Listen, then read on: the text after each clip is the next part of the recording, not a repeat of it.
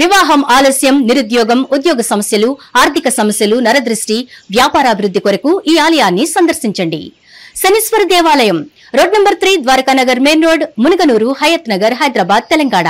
Phone number 9393584460. Shanishwara అనుగ్రహ ఫల సిద్ధ్యార్థం ఆలయాన్ని సందర్శించి సకల దోషముల నుండి విముక్తి పొందగలరు. నాగనాథ్ గారు, రాహుకేతులు మనిషి మనుగడకి, అభివృద్ధికి అవరోధాలు అంటారు. ఇది నిజమేనా? రాహు అంటే ఏంటో తెలుసు. రాహు అంటే కేతు అంటే కలియుగానికి. నాగనాథ్ గారు, రాహుకేతులు సంతాన ప్రాప్తి లేకుండా చేస్తాయి అంటారు. నిజమేనా? రాహుకేతువులు దేనికి సిగ్నిఫికెన్స్ అంటే మనిషిలో ఉన్నటువంటి. నాగనాథ్ గారు, ఇప్పుడు రాహుకేతుల ప్రభావం వల్లే పొలిటికల్ అండ్ ఫైనాన్షియల్ స్కామ్స్ జరుగుతాయి అంటారు. ఇది ఎంతవరకు నిజమంటారు? దుర్మార్గపు ఆలోచనలు, కాన్స్పిరసీస్, చీటింగ్, ఇవన్నీ కూడా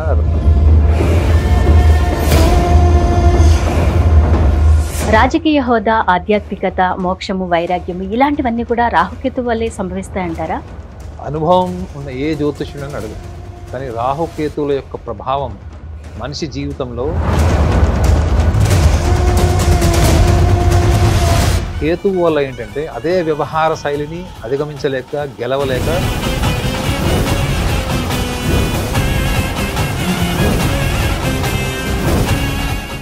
నాగనాథ్ గారు, మకర రాశి వారికి రాహుకేతువుల ప్రభావం ఎలా ఉంటుందంటారు? అంటే అనుకూలంగా ఉందా, ప్రతికూలంగా ఉందా అంటే ఏం చెప్తారు? ఖచ్చితంగా హిట్టే ప్రేక్షకులందరికీ కూడా నమస్కారం. హర్షిణి గారు, మకర రాశి వాళ్ళకి కుటుంబ అష్టమాధిపతి అంటే కుటుంబ స్థానాధిపతి వాళ్ళకి కుంభరాశి అయితే, అష్టమాధిపతి వాళ్ళకి సింహరాశి అవుతాడు. సో రాహువు వచ్చేసి కుంభంలో, కేతు వచ్చి వాళ్ళకి సింహంలో ఉంటాడు. సో రాహు యొక్క లక్షణాలని మకర రాశి వాళ్ళు తెలుసుకుంటే అసలు ఆల్మోస్ట్ వాళ్ళకున్న ఇంటెలిజెన్స్ వాళ్ళు ఎట్లా సెట్ చేసుకోవాలో చేసుకుంటారు. ఓకే. సో రాహువు వాళ్ళ జన్మ లగ్నాన్ని బట్టి కానీ, వాళ్ళ జన్మ రాశిని బట్టి కానీ, ఏ భావంలో అంటే ఏ హౌస్లో ఉంటాడో దాని పట్ల వాళ్ళకి విపరీతమైనటువంటి అటాచ్మెంట్ ఉంటుంది. ఇప్పుడు మకర రాశి వాళ్ళకి ఏ హౌస్లో ఉన్నాడో కుటుంబ స్థానం, ధనస్థానం, వాక్ స్థానం, వ్యవహార స్థానం. అంటే దేనికోసం వీళ్ళు కష్టపడతారు? ఇప్పుడు డబ్బు. ఎలాంటి డబ్బు?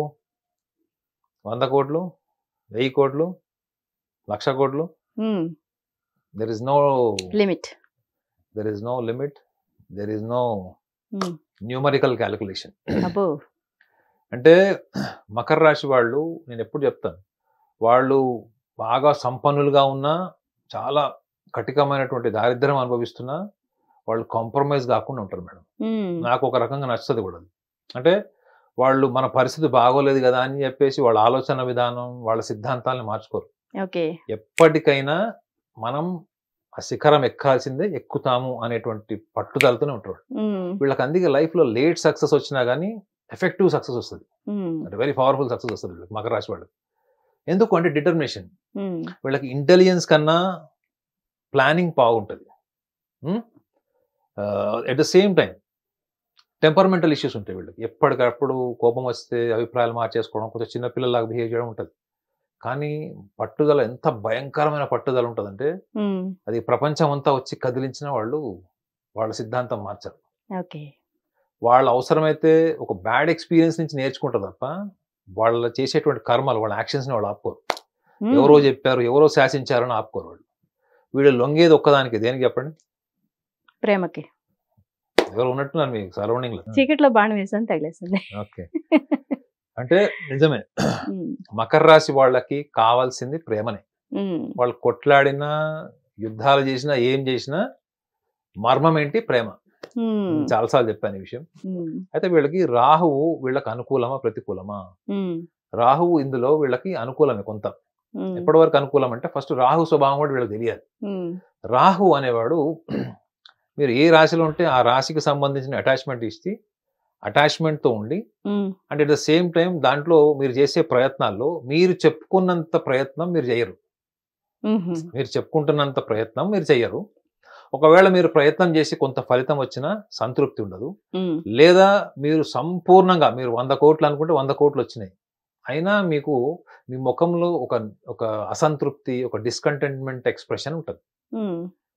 రాహువు చూడండి ఒక మాయా ప్రపంచంలో మనిషిని పెడతాడు, ఒక మాయా ఒక డెల్యూజన్ లో పెడతాడు. ఏమని నేను అనుకుంటాను అనమాట, నేను 100 కోట్లు చేసేస్తాను, రాజకీయాల్లోకి వెళ్ళిపోతాను, నేను మినిస్టర్ అయిపోతాను, సినిమా రంగంలో రావాలి, షైన్ అయిపోవాలని కృష్ణానగర్లో ఎన్ని వందల మంది వేల మంది ఉన్నారు, వాళ్ళందరి పరిస్థితి ఏంది? అందులో ఒక్కళ్ళైనా నాకు తెలిసిన ఒక క్లయింట్ ఈ మకర రాశి అతను, రవితేజ డెబ్యూ టైంలో వచ్చాడు ఇండస్ట్రీకి, చిన్న చిన్న ఆఫర్లు వస్తే చేయలేదు. ఇప్పటికి అతని పరిస్థితి ఏంటి చెప్పండి? ఎడిక్షన్స్ వచ్చినాయి. ఎడిక్షన్స్ కి ఎవరు అధిపతి? రాహు. మ్యాసివ్ సివియర్ ఎడిక్షన్స్ అన్నిటికీ రాహువే అధిపతి. అందుకే నేను చెప్తాను, ఎందుకంటే కుటుంబ స్థానము, వాక్ స్థానం, వ్యవహార స్థానం కాబట్టి చెప్తున్నాను.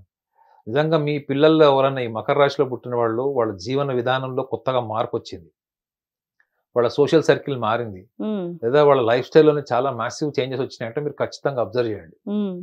ఎందుకంటే May 21 నుంచి 18 months ఏదో టైం ఉందో ఇది చాలు వాళ్ళని ఎక్కడికో తీసుకెళ్ళడానికి, ఎక్కడో ఉన్న వాళ్ళని తీసుకొచ్చి ఇక్కడ కూర్చోబెట్టాలి, కింద పెట్టడానికి. సో మకర రాశి వాళ్ళకి ముఖ్యంగా ఈ రాహువు ధనస్థానంలో ఉండడం అన్నది కేవలం ఒక హోప్ అంతే, ఒక హోప్, ఒక ఇమాజినేషన్. రాహు అనేవాడు ఒక బలమైనటువంటి ఊహాశక్తి, ఒక బలమైనటువంటి ఇమాజినేషన్. కానీ ఈ స్వభావం కూడా యాడ్ అవుతుంది. మకర రాశి స్వభావము, రాహు యొక్క స్వభావం రెండు చూస్తే వీళ్ళు ఆల్రెడీ మకర రాశి వాళ్ళు, ఈ కన్యా రాశి వాళ్ళు, వీళ్ళు చాలా ఇమాజినేటివ్, అంటే ఊహాత్మకమైనటువంటి జీవితం, ఆలోచనలు అవే మాట్లాడతారు. మీరు మకర రాశి వాళ్ళతో కలవండి ఎప్పుడైనా, ఒక ఇండస్ట్రియల్ ప్లానింగ్ అని, నెక్స్ట్ ఏం చేస్తే బాగుంటుంది, ఫైనాన్షియల్ గ్రోత్, ఎకానమీ, టాక్సేషన్స్, లేకపోతే షేర్ మార్కెట్స్, ఇవి మాట్లాడుతారు. కానీ నిజంగా వాళ్ళ దగ్గర డబ్బులు ఉంటాయి, కానీ వాళ్ళు అవే మాట్లాడతారు. ఎందుకు? వాళ్ళకి default they are imaginative to talk about the higher dimension of financial status. Rahu వచ్చి అక్కడ కూర్చుంటే ఏమవుతుంది ధనస్థానంలో? అది ఇంకా హాలోసినేటెడ్ డెల్యూజన్ స్థాయికి వెళ్ళిపోతుంది, ఇంకా విపరీతమైనటువంటి స్థాయికి వీళ్ళ ఊహాగానాలు వెళ్ళిపోతాయి. వీళ్ళు చేయకూడదు ఏంటి, బెగ్ బార్ స్టీల్ లాగా అక్కడిక్కడ అప్పులు తీసుకొచ్చి, డబ్బులు తీసుకొచ్చి వీళ్ళ యొక్క కళల్ని సార్థకం చేసుకోవడం కోసం చేసే ప్రయత్నం తగ్గించుకోవాలి. 18 months, ఎందుకంటే రాహు గురించి చెప్తున్నా కదా, రాహువు ఒక ప్రణాళికాబద్ధంగా మనిషి ఆర్థిక స్థితిని కానీ, సామాజిక గుర్తింపుని కానీ, రాజకీయ హోదాని కానీ డెమాలిష్ చేయడు. ఒకటే రోజు అట్లా ఒక న్యూక్లియర్ బాంబ్ వేస్తాడు అంతే, ఇంకా అక్కడ ఏముండదు, ఎదుర్కోవడానికి ఏముండదు.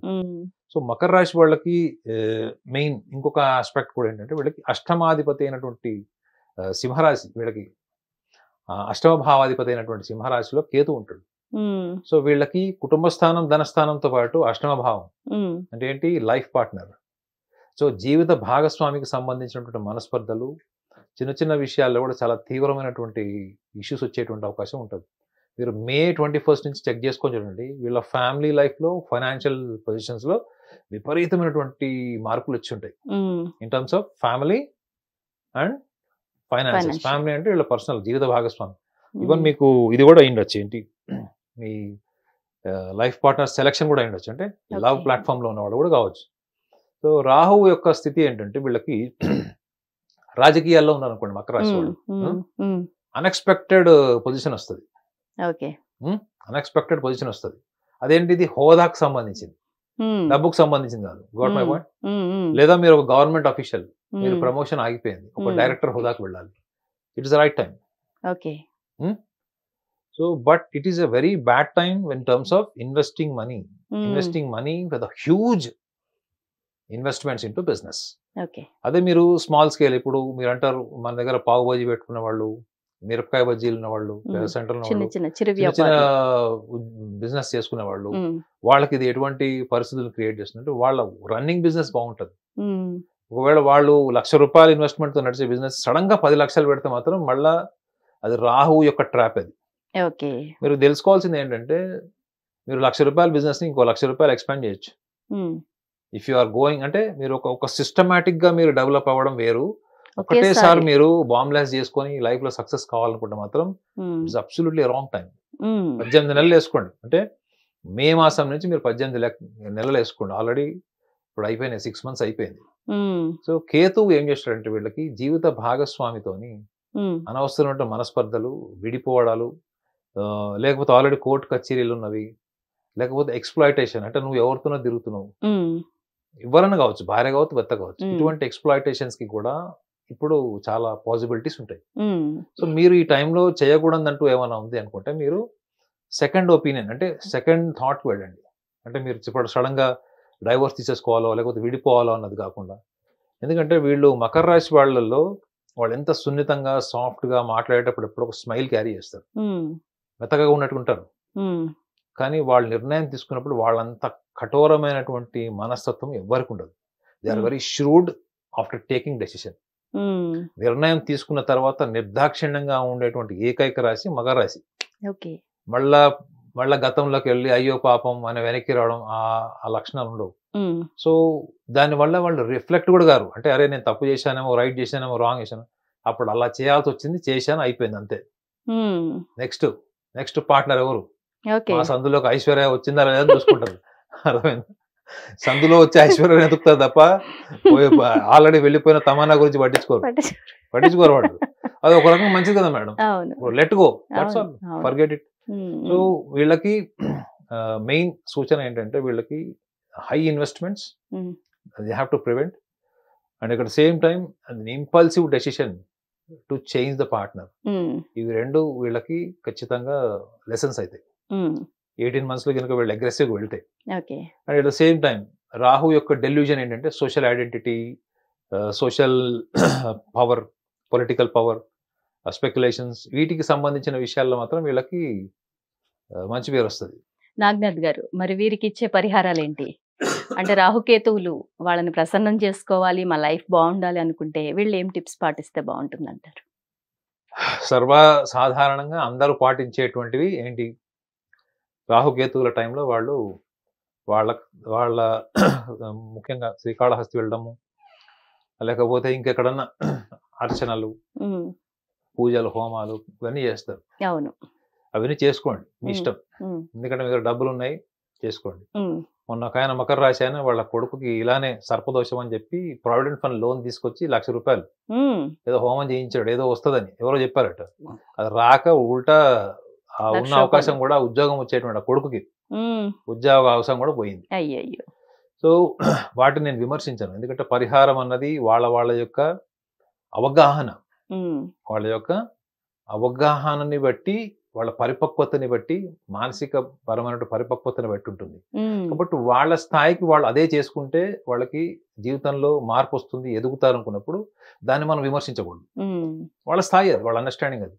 Okay. But at the same time వాళ్ళు ఒకవేళ అడిషనల్గా ఏమైనా చేసుకోవాలి, ముఖ్యంగా ధనస్థానానికి సంబంధించి కానీ భాగస్వామికి సంబంధించిన విషయంలో అనుకుంటే మాత్రం వీళ్ళ సహజ సిద్ధమైనటువంటి లక్షణం ఏదైతే మనం చెప్తున్నామో, వీళ్ళు ఒక్కసారి నిర్ణయం తీసుకున్న తర్వాత మళ్ళీ దీన్ని పునర్పరిశీలించారు వాళ్ళు.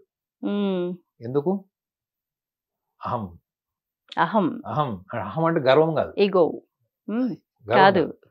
మీకు స్పిరిచువల్ లాంగ్వేజ్ లో ఈగో అంటే ఒక మీనింగ్ ఉంటుంది, ఉమ్, మీకు కార్పొరేట్ లాంగ్వేజ్ లో ఈగో అంటే ఒక మీనింగ్ ఉంటుంది. ఐఎమ్ ద ఈగోయిస్ట్ అంటే కార్పొరేట్ ఆడ ఒక పెద్ద అహంకారి, వాడికి ఉమ్, బల్బ్ ఎక్కువ అంటారు. ఉమ్, అదే మీరు ఆధ్యాత్మిక పరమైన భాషలో that's what is my identity. మీ బుద్ధి దేన్నైతే పట్టుకుంటుందో అదే మీ అహం. ఓకే. అర్థమైందండి? మీ బుద్ధి దేన్ని పట్టుకుంటే అది మీ అహం, అదే మీ గుర్తింపది. ఓకే. మీరు ఒక లాయర్, కష్టపడి మీ బుద్ధిని వాడి పుస్తకాలు చదివి చదివి చదివి చదివి సెక్షన్లు గుర్తుపెట్టుకున్నారు కాబట్టి మీరు లాయర్ అయ్యారు. మీరు లాయర్ అవ్వడం కారణం, సహాయం చేసింది ఎవరు? బుద్ధి. ఉమ్, సో ఈ బుద్ధియే ఈ అహంకారానికి కారణం అవుతుంది. ఉమ్, సో ఈ మకర రాశి వాళ్ళు తెలుసుకోవాల్సింది ఏంటి? మీరు గుడికి వెళ్ళారు, హోమాలు చేశారు, పూజలు చేశారు, కానీ ప్రాబ్లం ఎక్కడి నుంచి ఎరైజ్ అవుతుంది? ప్రాబ్లం ఎక్కడి నుంచి యాక్సలరేట్ అవుతుంది? మీ బుద్ధి నుంచి.